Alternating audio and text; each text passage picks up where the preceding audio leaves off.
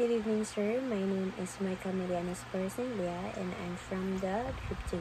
Today, we're tackling the famous players and their achievements of badminton and table tennis, and international and notable Filipino. First is famous badminton players and international.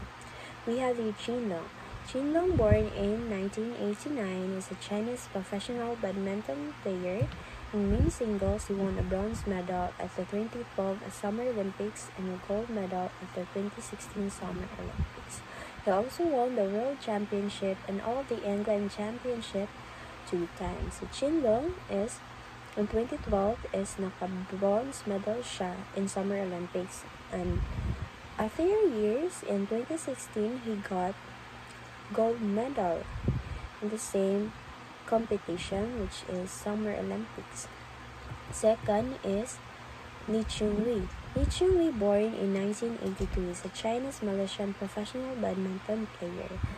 So Li Chunhui is the first Malaysian player reached the Olympic men's singles final. So si Li Chunhui ang pinakauna na taga-Malaysia na nakadula og men's singles sa badminton. And also, si Li Chunhui ang pinaka top na mga players sa badminton kay grabe man siya ang ihang strategy on how to play the badminton. And the famous badminton players in the Philippines, we have here Annalyn Alba. Annalyn Alba is an Iloilo, Filipino-based badminton player and a trainer. Si Annalyn Alba daw, in 2005 and 2006, she won the senior title of the Unix Sunrise Philippine National Open Badminton Championship.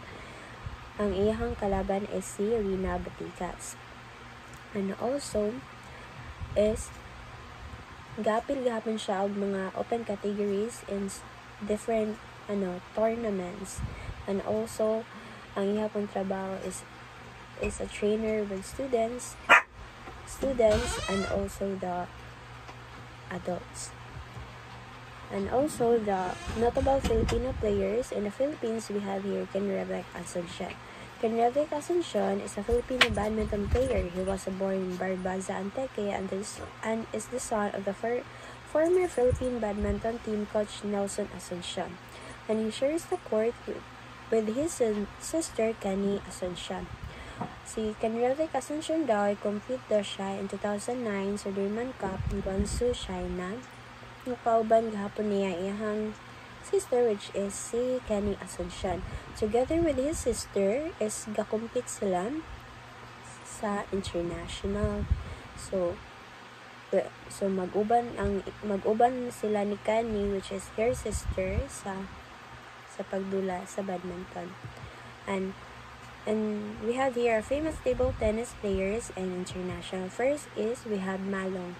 Malong is the greatest table tennis player ever. Siya jud ang pinaka maayong modula sa table tennis. Every competition na ihang apilan is dili jud siya dili siya madaog sa tournament. Kay 6 Olympic na medal ang iyang daog. 3 singles world titles and the record for the longest reign of the number 1 of the world rankings. Second is Zhang Jike. Zhang Jike is one of the finest athletes in the world of table tennis today, a self-made man who represents a new generation of Chinese sports star. So si Zhang Jike is the new generation of Chinese sports stars. So different siya kang like new generation siya kang Malong. Like kung si Malong is older than